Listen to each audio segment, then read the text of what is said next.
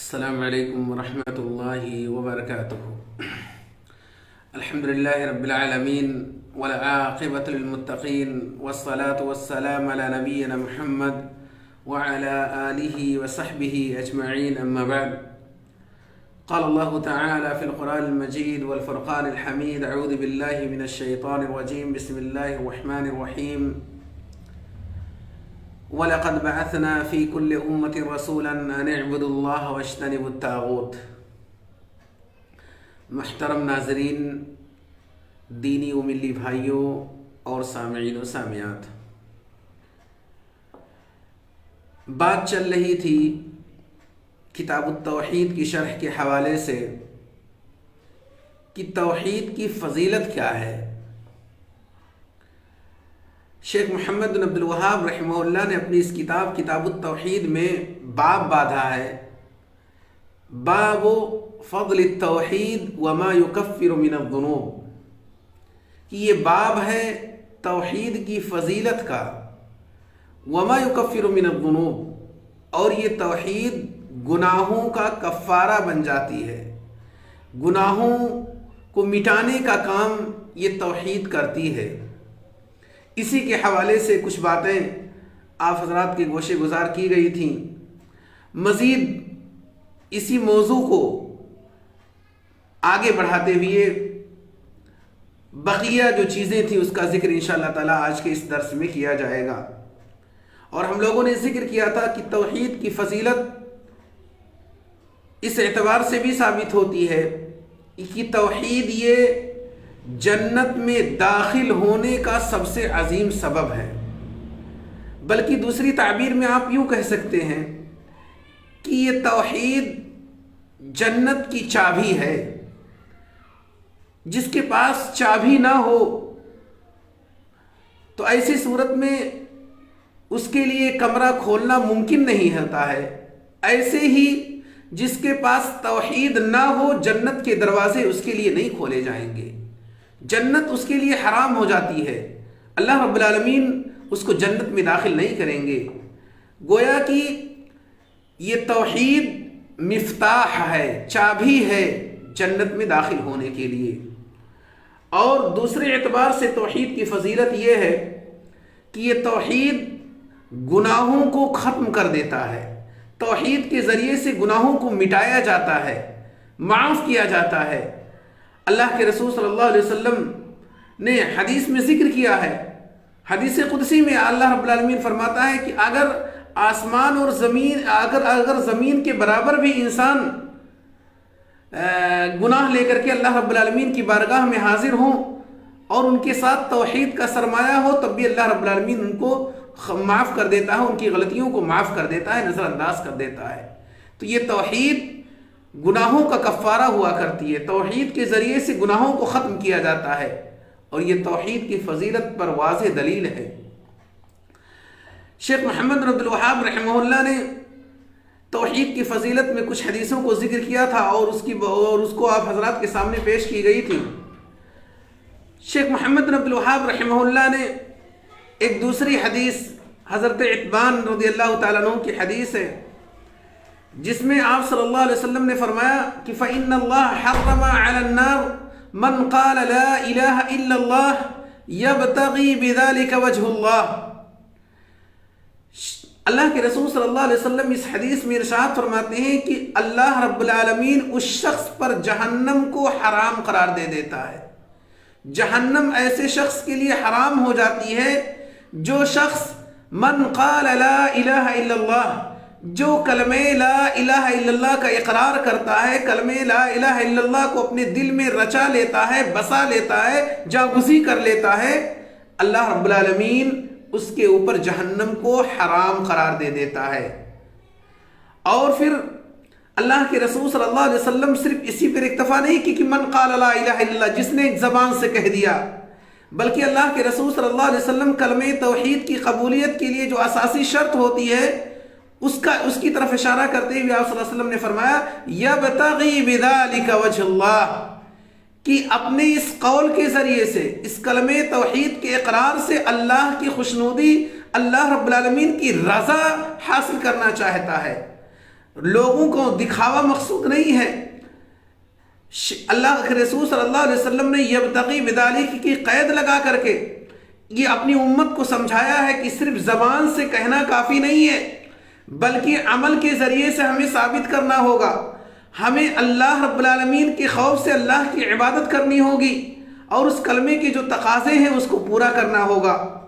تو مجرد صرف زبان سے اقرار کر لینا یہ کلمہ لا الہ الا اللہ کی قبولیت کی دلیل نہیں ہے، بلکہ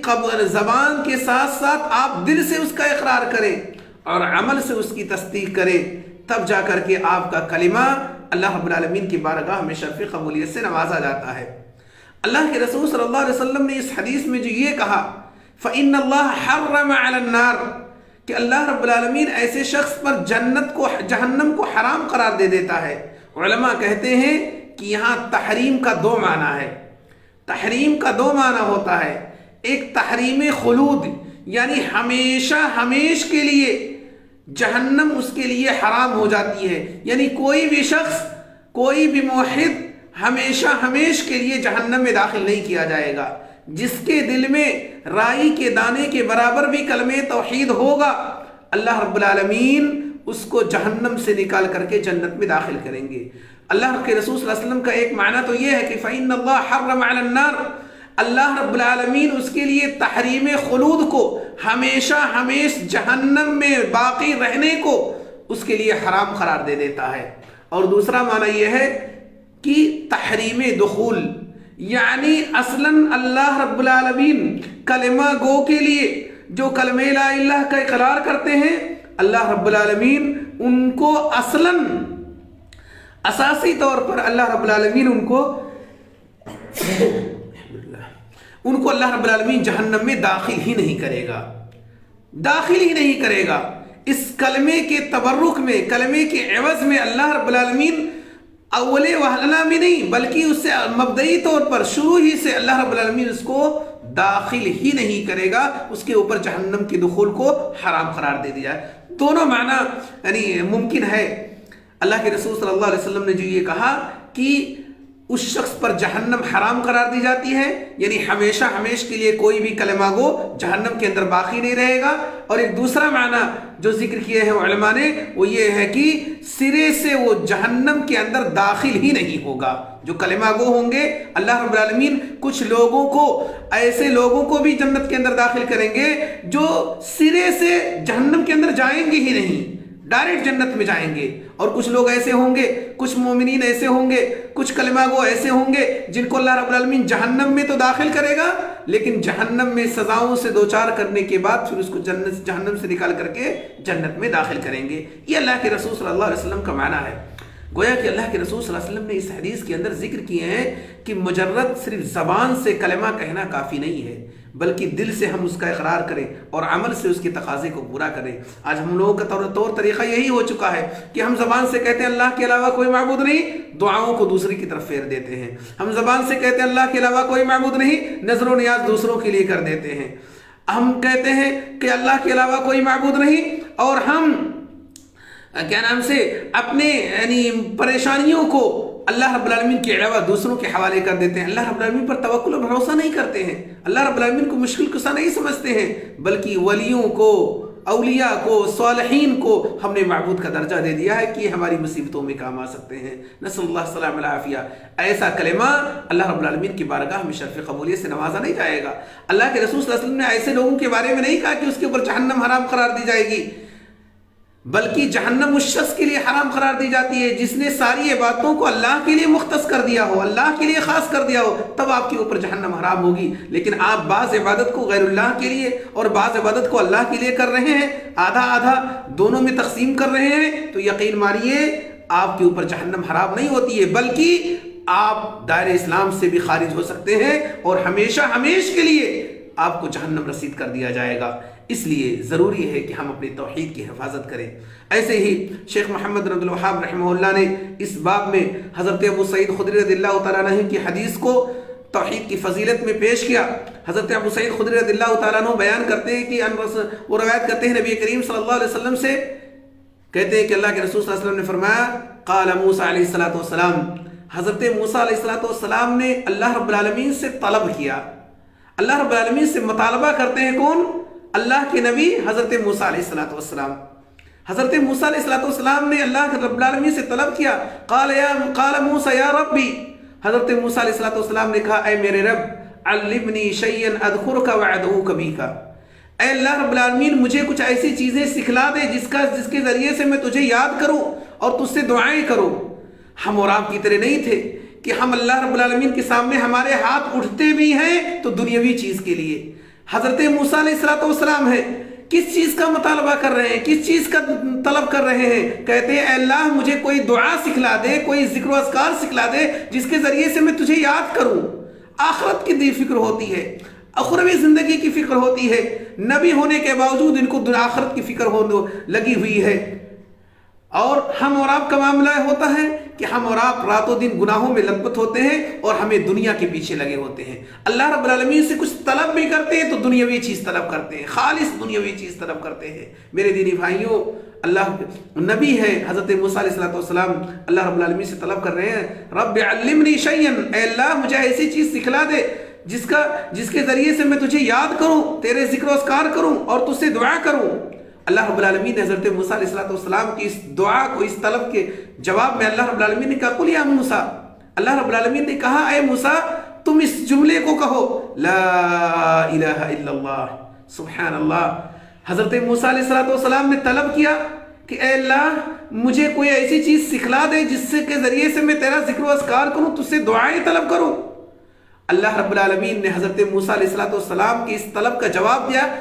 بہت اختصار کے ساتھ حضرت اللہ رب العالمین نے کہا کہ اے موسیٰ تم یہی کہا کرو لا الہ الا اللہ، اللہ کے علاوہ کوئی معبود برحق نہیں ہے. حضرت موسیٰ علیہ السلام نے جب یہ جواب سنا اللہ رب العالمین کی طرف سے، کہا اللہ رب العالمین نے جب یہ کہا کہ موسیٰ اسی کو کہتے رہو، حضرت موسیٰ علیہ السلام نے پھر اللہ رب العالمین سے کہا کل عبادک یقولون ھذا، کہ اللہ رب العالمین تیرے سارے بندے تو اس کو کہتے رہتے ہیں، سب لوگ لا الہ الا اللہ کہتے ہیں، سب لوگ لا الہ کا اقرار کرتے ہیں، کوئی ایسی چیز مجھے بتلا دے جو میرے لیے خاص ہو جائے جس کے ذریعے سے میں سارے لوگوں پر فوقیت حاصل کر لوں. قال یا موسیٰ،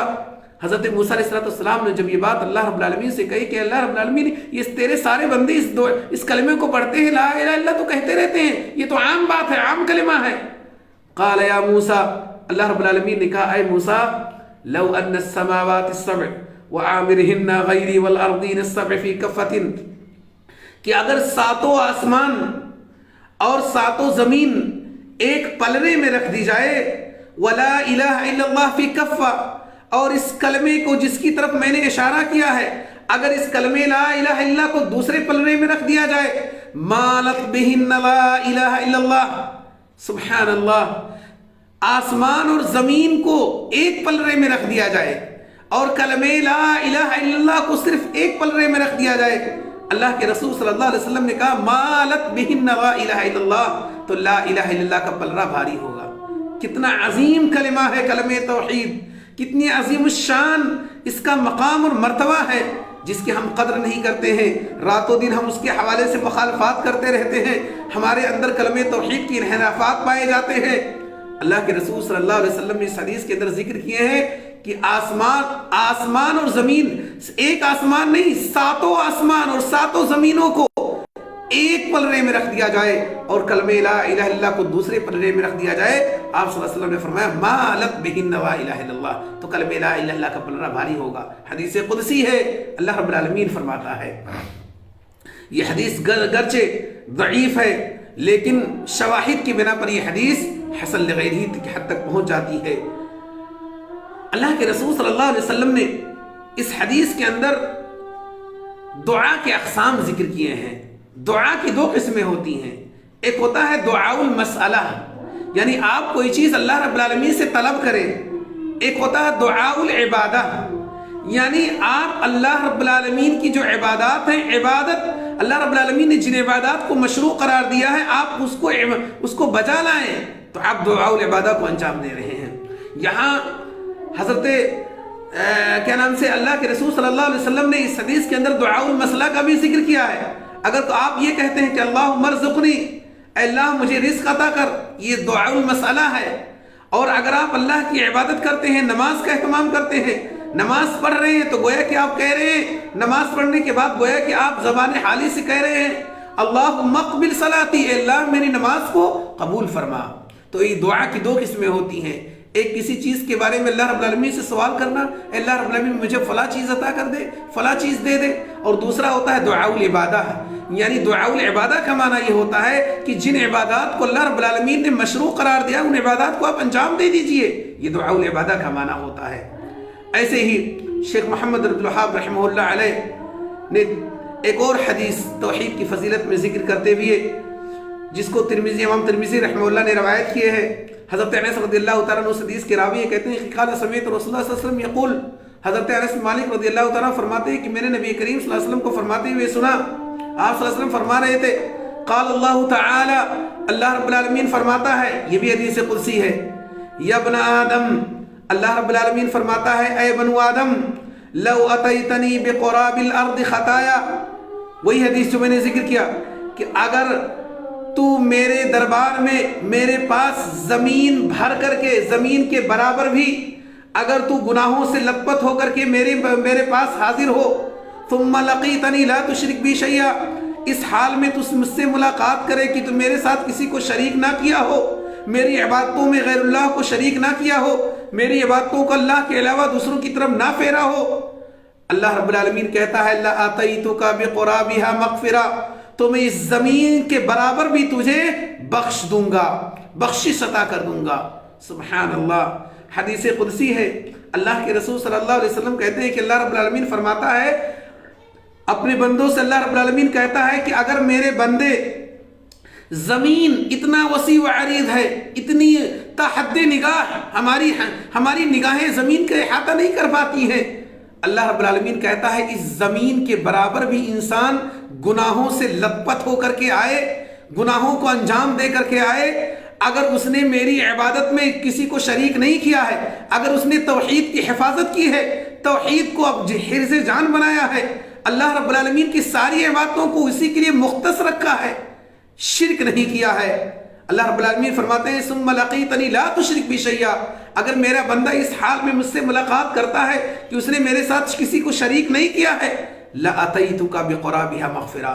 زمین کے برابر بھی گناہوں سے لت پت شخص کو بھی میں معاف کر دوں گا، بخش دوں گا، لیکن شرط اللہ کے رسول اللہ رب العالمین نے لگائی ہے، آپ سے مطالبہ کیا گیا ہے، آپ کے گناہوں کو بخش دیا جائے گا، لیکن توحید آپ کے ساتھ ہونی چاہیے، اگر توحید نہیں ہے تو یقین مانیے اللہ رب العالمین آپ کو بخشے گا نہیں، آپ کو معاف نہیں کرے گا۔ اگر آپ نے اللہ کی عبادت میں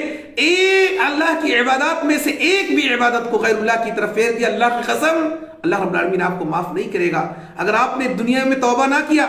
اور اسی شرک میں لت پت ہوئے،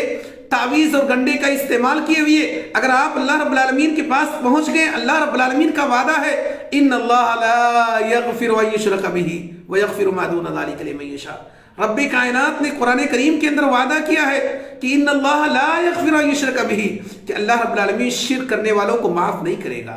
معاف نہیں کرے گا۔ لیکن اگر آپ شرک نہیں کرتے ہیں، اللہ کی ساری باتوں کو اللہ کے لیے خاص کر دیتے ہیں، آپ کی دعائیں اللہ کے لیے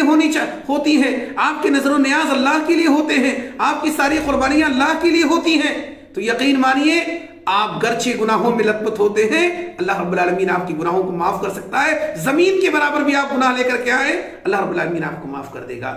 یہ اللہ رب العالمین، اللہ کے رسول صلی اللہ علیہ وسلم نے اس حدیث کے اندر توحید کی فضیلت کو ذکر کیے ہیں۔ یہ توحید کا مقام ہے، یہ توحید کا مرتبہ ہے کہ آپ کے سارے گناہوں کا ایک کفارہ بن سکتا ہے توحید، لیکن اگر اس کے بالمقابل آپ کے پاس توحید نہیں ہے تو رب کائنات نے آپ کے ساتھ رحم و کرم کا معاملہ کرنے کا وعدہ نہیں کیا ہے، بلکہ اللہ رب العالمین نے کہا ہے کہ اے میرے بندو کان کھول کر کے سن لو، اگر توحید نہیں ہے، اگر تم نے میرے ساتھ شرک کیا ہے تو یقین مانیے تمہیں میں بخشوں گا نہیں، ان اللہ لا یغفر ان یشرک بہ، اللہ رب العالمین معاف نہیں کرے گا۔ اس کے بعد میں شیخ محمد عبد الوہاب رحمہ اللہ نے مسائل کا ذکر کرتے ہوئے کہتے ہیں اس باب میں سب سے پہلا مسئلہ یہ ہے کہ اللہ رب العالمین کا فضل کتنا وسیع ہے، اللہ رب العالمین کا فضل کتنا وسیع ہے کہ اللہ رب العالمین کچھ لوگوں کو گناہ ہونے کے باوجود بھی اس کے بندوں نے گناہ کیے ہوں گے، لیکن اللہ رب العالمین اتنا رحیم ہے، اتنا کریم ہے کہ اللہ رب العالمین اس کو بھی معاف کر کے جنت میں داخل کر دیں گے، بغیر جہنم میں، بغیر سزاؤں سے دوچار کیے ہوئے اللہ رب العالمین اس کو جنت میں داخل کر دیں گے۔ یہ پہلا مسئلہ جو شیخ محمد بن عبد الوہاب ذکر کیے ہیں۔ ایسے ہی دوسرا مسئلہ یہ ہے کہ کثرت ثواب التوحید عند اللہ، کہ اللہ رب العالمین کے دربار میں توحید کی بہت اہمیت ہے، توحید کی بہت زیادہ ثواب ہے، کیونکہ تمام عملوں کی قبولیت کے لیے توحید شرط ہے۔ آپ کے پاس توحید نہ ہو تو یقین مانیے آپ کا کلمہ، آپ کی ساری عبادتیں اللہ کی بارگاہ میں شرف قبولیت سے نوازی نہیں جاتی ہیں۔ اور تیسرا مسئلہ شیخ محمد بن عبد الوہاب نے ذکر کیا کہ تکفیرہ مع ذلک للذنوب، کہ یہ توحید گناہوں کا کفارہ ہوا کرتی ہے، توحید کے ذریعے سے گناہوں کو اللہ رب العالمین مٹا دیتا ہے۔ اللہ، آپ نے سنا اللہ کے رسول صلی اللہ علیہ وسلم حدیث میں ذکر کرتے ہیں کہ اللہ رب العالمین کہتا ہے کہ زمین کے برابر بھی اگر بندے شرک کر کے، اگر بندے اللہ رب العالمین کے دربار میں حاضر ہوتے ہیں تب بھی اللہ رب العالمین ان کو معاف کر دیتا ہے۔ چوتھا مسئلہ ذکر کیا کہ سورۃ الانعام کی جو آیت اس سے پہلے درس میں ذکر کی گئی تھی کہ الذین آمنوا ولم یلبسوا ایمانهم بظلم، اس کی تفسیر، اس آیت کریمہ کی تفسیر واضح ہو جاتی ہے کہ اس سے مراد، ظلم سے مراد توحید ہی ہے، شرک ہی ہے۔ شرک اگر کوئی شک کرتا ہے تو ایسی صورت میں اللہ رب العالمین اس کو معاف نہیں کرتا ہے، لیکن جس نے شرک نہیں کیا اللہ رب العالمین اس کو ثواب سے دوچار کرتے ہیں۔ پانچواں مسئلہ شیخ محمد بن عبد الوہاب نے ذکر کیا کہ حضرت عبادہ بن صامت رضی اللہ تعالیٰ عنہ کی حدیث میں ان پانچوں چیزوں کا جو تذکرہ کیا گیا ہے کہ اللہ رب العالمین اللہ کے رسول صلی اللہ علیہ وسلم کو عبد اور رسول مانے، حضرت عیسیٰ علیہ السلام کو عبد اور رسول مانے، جنت اور جہنم کے برحق ہونے کا یقین رکھیے، تو یہ فضیلت پر دلالت کرتی ہے۔ ایسے ہی چھٹا مسئلہ ذکر کیا کہ شیخ محمد بن عبد الوہاب رحمہ اللہ فرماتے ہیں کہ حدیث عتبان کو اگر ایک ساتھ جمع کر دیا جائے تو ایسی صورت میں ان لوگوں کے جو شبہات اور اشکالات وہ ختم ہو جائیں گے، جو لوگ کہتے ہیں صرف زبان سے کلمہ لا الہ الا اللہ کہنا ہے۔ حضرت عتبان رضی اللہ تعالیٰ عنہ کی حدیث میں ذکر کیا گیا ہے کہ کلمہ توحید صرف زبان سے کہنا کافی نہیں ہے، بلکہ اس دل سے بھی اس کو کہنا ضروری ہے، اور ساتھ ہی ساتھ عمل کے ذریعے سے اس کا مظاہرہ کرنا ضروری ہے۔ صرف توحید زبان سے کافی نہیں ہے، آپ کا کلمہ اللہ رب العالمین کی بارگاہ میں شرف قبولیت سے نوازا نہیں جائے گا۔ ایسے ہی اللہ رب العالمین نے توحید کے حوالے سے، کلمہ توحید کے حوالے سے انبیاء کو بھی متنبہ کیا ہے۔ حضرت موسیٰ علیہ السلام کا جو واقعہ اس حدیث کے اندر ذکر کیا گیا ہے کہ اللہ رب العالمین نے حضرت موسیٰ علیہ السلام کو بھی یہی تلقین کی کہ اے موسیٰ اگر تم مجھے یاد کرنا چاہتے ہو قل لا الہ الا اللہ، لا الہ الا اللہ کہا کرو۔ اللہ رب العالمین نے باقاعدہ اس کلمے کے حوالے سے ذکر کیے ہیں۔ ایسے ہی نواں مسئلہ جو شیخ محمد بن عبد الوہاب رحمہ اللہ نے ذکر کیا ہے کہ کائنات کی ساری چیزیں یہ قلیل ہو جائیں گی، تنہا یعنی ہلکی ہو جائیں گی کلمہ لا الہ الا اللہ کے مقابل میں۔ تمام مخلوقات، تمام کائنات کی ساری چیزوں کو، آسمان اور زمین کی ساری چیزوں کو ایک پلڑے میں رکھ دیا جائے گا تو ایسی صورت میں کلمہ لا الہ الا اللہ کا پلڑا بھاری اور بھرکم رہے گا۔ اللہ رب العالمین اور اس حدیث کے اندر شیخ محمد بن عبد الوہاب رحمہ اللہ نے ایک 10واں مسئلہ ذکر کیا کہ جس طرح سے زمین 7 طبق ہیں ایسے ہی آسمان بھی 7 طبق ہوتے ہیں، 7 تہ ہیں۔ اللہ رب العالمین نے دنیا کو آباد کرنے کے لیے انسانوں کو مقرر کیا، انسانوں کو رچایا اور بسایا، ایسے ہی آسمانوں کو بسانے کے لیے اللہ رب العالمین نے فرشتوں کو مقرر کر رکھا ہے۔ ایسے ہی شیخ محمد بن عبد الوہاب رحمہ اللہ ذکر کرتے ہیں کہ اس باب میں اللہ رب العالمین کے بعض صفات کا ذکر کیا گیا ہے جو اہل سنہ والجماعہ کا مذہب ہے کہ اللہ رب العالمین صفت الوجہ سے متصف ہے۔ ایسا نہیں ہے جیسا کہ اشاعرہ کہتے ہیں کہ اللہ رب العالمین صفت سے متصف نہیں ہے۔ ایسے ہی آخری مسئلہ جو شیخ محمد بن عبد الوہاب رحمہ اللہ ذکر کیے ہیں کہ شیخ محمد بن عبد الوہاب کہتے ہیں کہ جس طرح سے حضرت جناب محمد رسول اللہ صلی اللہ علیہ وسلم اللہ کے بندے اور اس کے رسول تھے، ایسے ہی حضرت عیسیٰ علیہ السلام بھی انسان تھے اور رسول تھے جیسا کہ اس حدیث کے اندر وضاحت کی گئی ہے۔ اس کے بعد میں اور دیگر مسائل ہیں جس کو شیخ محمد بن الوہاب رحمہ اللہ نے ذکر کیا ہے کہ اس حدیث کے اندر یعنی اس باب کے اندر جنت کی فضیلت کا ذکر آیا ہے اور جہنم سے